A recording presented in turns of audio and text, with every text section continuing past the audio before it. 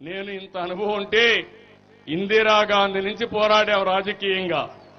రాజకీయ వైమస్యాలు తప్ప నా జీవితంలో వ్యక్తిగత వైమస్యాలు ఎవరిపైన లేవు, ఉండవు. నన్ను పట్టుకొని నడి రోడ్లో కాల్చేస్తారంట.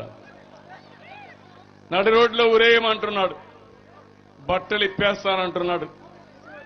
ఏంటి నేను తప్పు చేశాను తమ్ముళ్ళు? మీరే చెప్పండి, ఏమంటారు మీరు?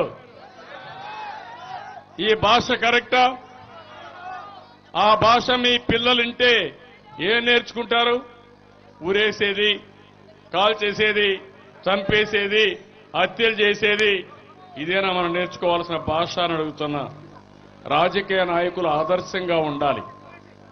మాట మాట్లాడేటప్పుడు ఎన్ని ఆవేశాలు వచ్చినా పద్ధతి ఉండాలి.